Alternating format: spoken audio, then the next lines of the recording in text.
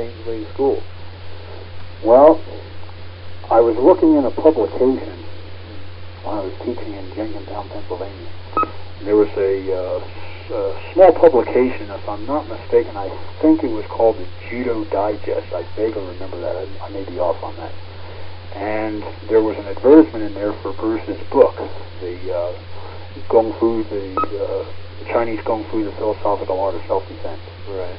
And James Lee's phone number was in there. So I called that number, and James Lee answered the phone. And that's how I met him. And we started talking, and I used to call him, at least twice a week. And we became really good friends over the phone. And that's how I found out about James' school. Okay. His, the one that he had in Oakland. Right, the Oakland school.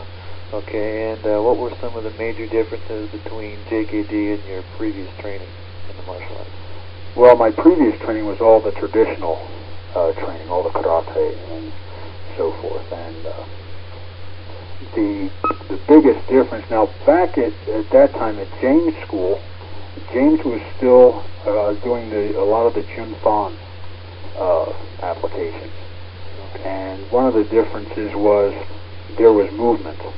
There was movement in the techniques, where in the traditional you didn't really have any real footwork to speak of. They had the traditional shifting, going from one forward posture into another, but nothing as flexible and that offered the maneuverability that did. Okay. All right.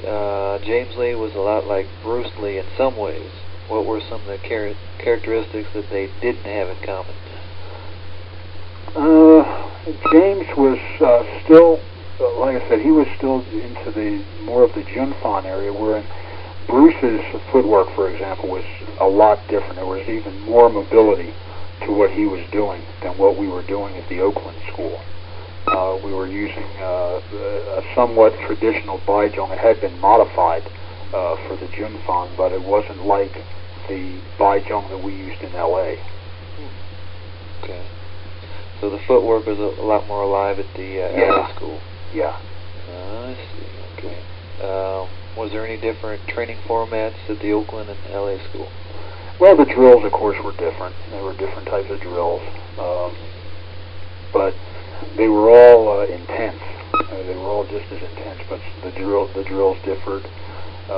In fact, I remember some of the training we did where Bruce would turn the lights on and off, and we would respond to different drills that we had to do. We would respond to those according to the light being on and off. Okay. You've also trained with Taki Kimura, Bruce's senior student in Seattle. Explain your relationship with him and what was it like training under him? Well, Taki kind of stays in the background, but he's extremely proficient in what he does. I mean, he's a very impressive, very powerful person. And there also, the Jun Fan prevails there. The same types of things that we did in Oakland is what was being done in Seattle. And actually, the person that does a lot of the drilling was Roy Hollingsworth. Taki was the man that said, okay, this is what we're doing. But most of the drills were then taken over by Roy Hollingsworth, and he would actually conduct the drills. Okay. At your school in New Mexico, what type of curriculum do you teach? We kind of mix everything up. We do the Jun Fan applications, we apply the Jeet Kune Do concepts, and then what I've done is put together let's say a method that combines all of these things along with other things that I've learned. Okay. How do you feel about the recent controversy over original JKD as it was taught before Bruce Lee's death and the concepts method of today, which was popularized by Inosanto? I really don't have a view on that. I don't think there should be a controversy, because the essence of what Bruce was trying to do was to have everybody develop through themselves with what they were learning. And you can have 5 people being taught the same thing, but they would mold it to their own way or their own application.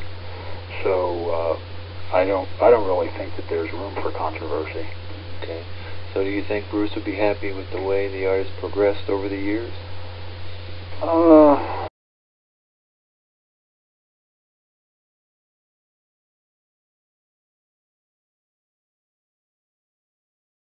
Hey guys, this is Paul Bax. I appreciate you watching the video, and stay tuned for parts 2, 3, and 4.